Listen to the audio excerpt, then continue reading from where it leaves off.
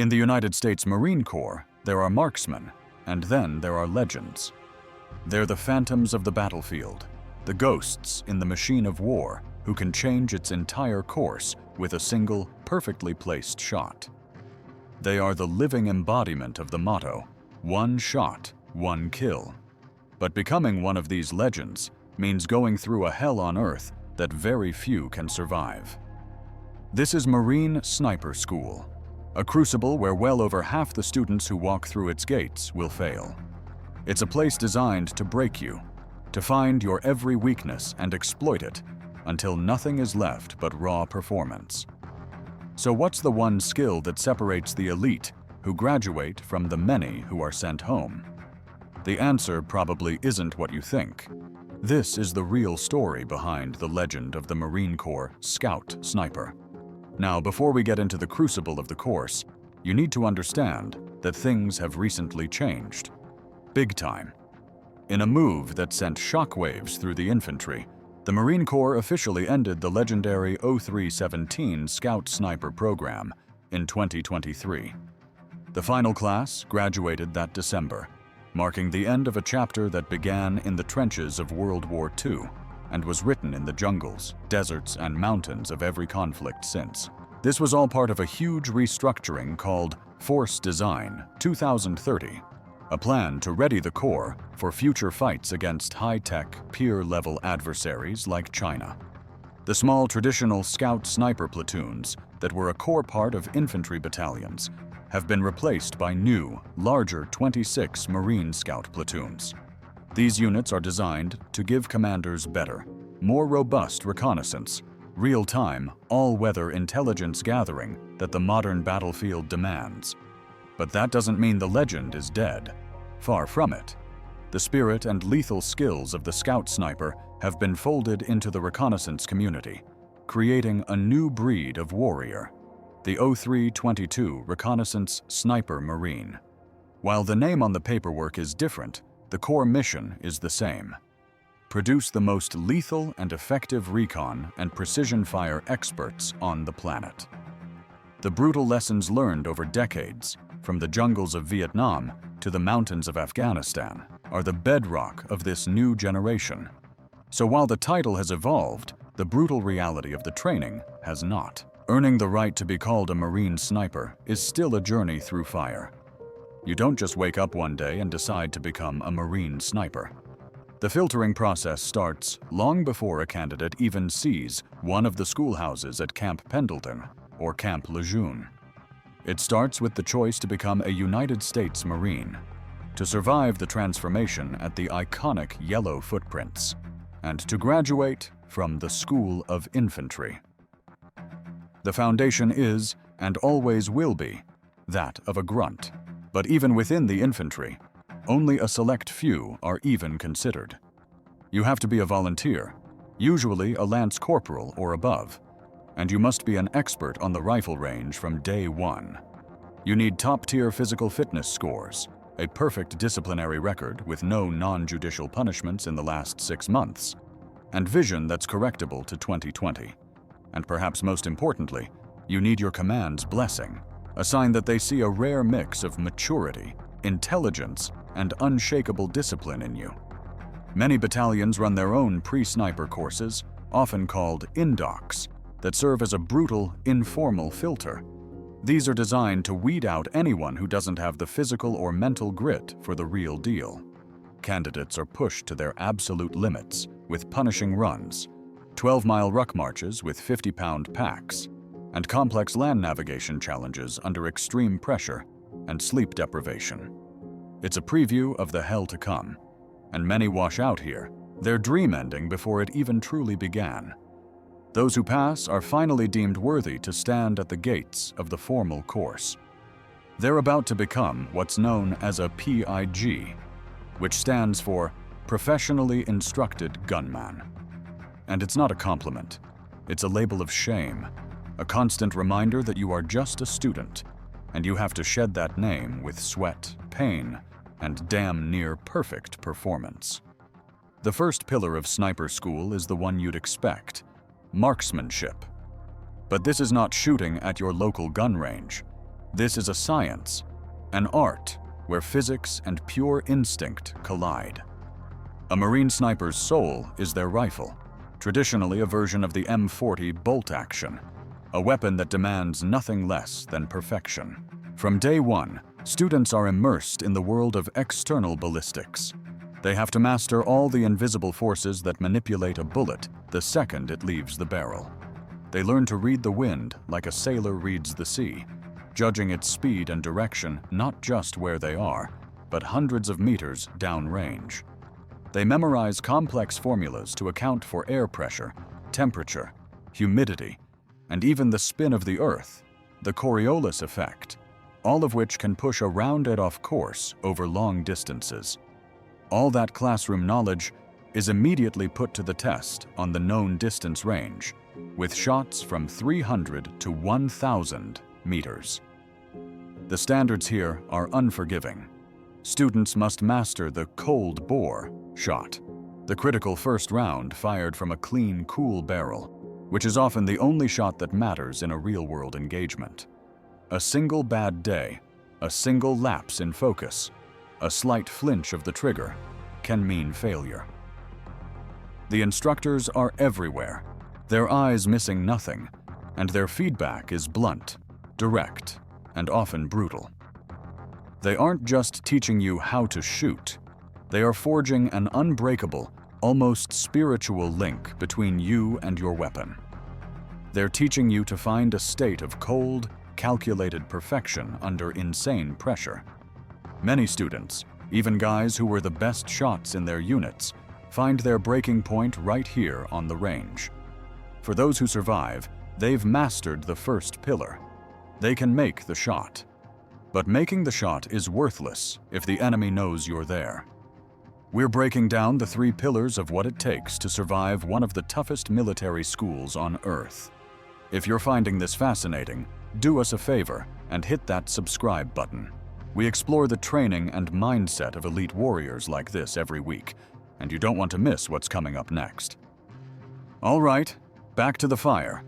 If marksmanship is the science, then fieldcraft is the dark art. This is the second pillar, and it's where the legend of the scout sniper is truly forged. It's also where the school's insane failure rate becomes a grim reality for most. This is the art of becoming a ghost.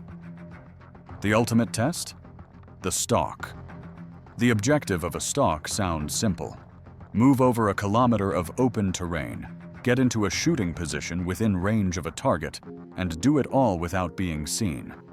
Watching you are the instructors, known as walkers, and they're scanning the field with high-powered optics, looking for anything that seems out of place, a weird shape, a glint of light off a scope lens, an unnatural patch of grass. For the student, the stalk is an agonizingly slow ordeal.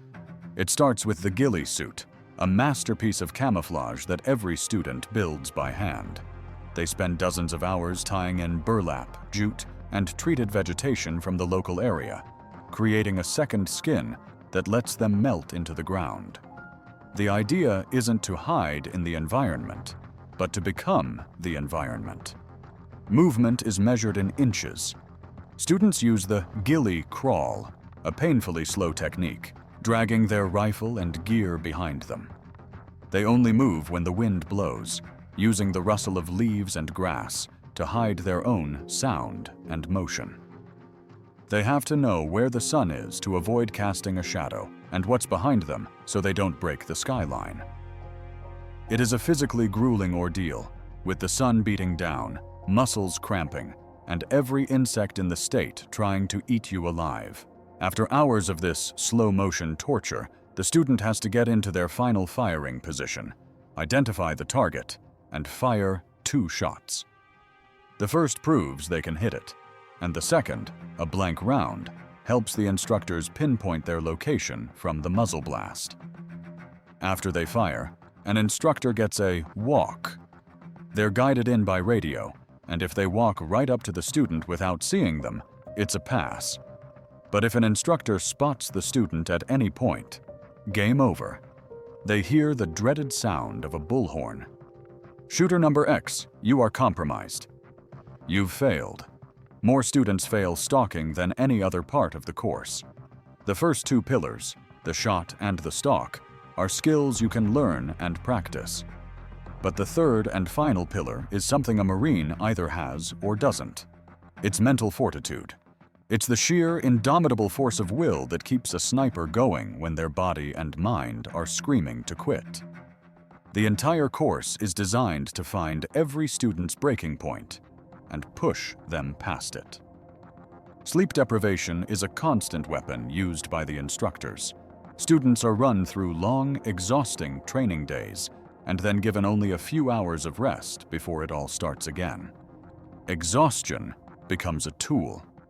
The instructors use it to see who can still perform their job when they're running on empty, who can still calculate complex windage formulas with a sleep-deprived brain, who can lie perfectly still in a hide site for 24 hours straight, fighting off muscle spasms and the overwhelming urge to just give in. Then there are the observation games, most famously known as Kim's Games, named after a character in a Rudyard Kipling novel. Instructors will lay out a tray of random, unrelated objects: a coin, a paperclip, a single bullet, a map pin, and give students 1 minute to memorize them. Hours later, after a brutal workout or a long stalk, they'll be ordered to list every single item, in perfect detail, from memory. These games forge a sniper's most important weapon, their power of observation. They must be able to spot tiny, critical details from a distance and recall them perfectly for intelligence reports. The mental pressure is a constant, suffocating blanket. It's knowing that one slip-up, one moment of weakness, means you're gone. It's why sheer grit and conscientiousness are some of the biggest predictors of success. In fact, students who fail the course once and have the resilience to come back have a much higher chance of graduating on their second attempt, a testament to their unbreakable will. This third pillar tells the real story. A Marine sniper isn't just a good shot. They are a disciplined, resilient, and unbreakable instrument of war. After weeks of relentless physical punishment and mental torment, the few students left standing face one last test, a final multi-day mission that combines all three pillars. They're inserted into a hostile area and must plan and execute a full mission, operating for days on little food or sleep. They navigate to their objective, stalk into position, build a concealed hide site, gather intelligence on enemy forces, engage designated targets, and then exfiltrate without a trace. For the handful who make it, the moment of transformation arrives. They are no longer PIGs, professionally instructed gunmen. They have shed that humiliating title and earned a new one, HOG, a hunter of gunmen. This transformation is symbolized by one of the most sacred traditions in the Marine Corps, the Hog's Tooth. At graduation, each new sniper is presented with a 7.62 millimeter round, the same kind they fire, to be worn as a necklace. The tradition comes from the superstition that every warrior has a bullet out there with their name on it. By holding on to this round, the sniper becomes invincible, because the bullet meant to kill them can never be fired. Historically, a true Hog's Tooth was earned by taking the unfired round from an enemy sniper's rifle after winning a duel. But today, the tooth from graduation marks their entry into a very small, very elite brotherhood. Receiving that Hog's Tooth is more than a diploma. It's a rite of passage. It means a Marine hasn't just passed a course. They've been fundamentally remade by it. They are now the living embodiment of the Scout Sniper motto: one shot, one kill. The story of Marine Sniper School isn't just about shooting straight. It's a story of forging an unbreakable will in the face of constant failure. While the 0317 Scout Sniper MOS is now a part of Marine Corps history, its legacy is far from gone. It lives on in the new generation of 0322 reconnaissance snipers and in the timeless, brutal principles that have defined this community for decades. The three pillars, mastery of the shot, the art of invisibility, and uncompromising mental toughness, are still the bedrock of what it takes to earn the title. The path is still defined by a brutal failure rate that weeds out all but the most disciplined and resilient warriors. It's a journey that turns a determined infantryman into a master of their craft, a silent professional who can observe, stalk, and strike with deadly precision, all while remaining a ghost. The legend of the Marine sniper isn't something you find in movies. It's earned in the quiet, deadly competence of the few who survive the crucible and earn the right to wear the hog's tooth. If you want to learn more about the elite units that shape the modern battlefield, make sure to subscribe and turn on notifications. Let us know in the comments which legendary unit you'd like us to cover next. Thanks for watching.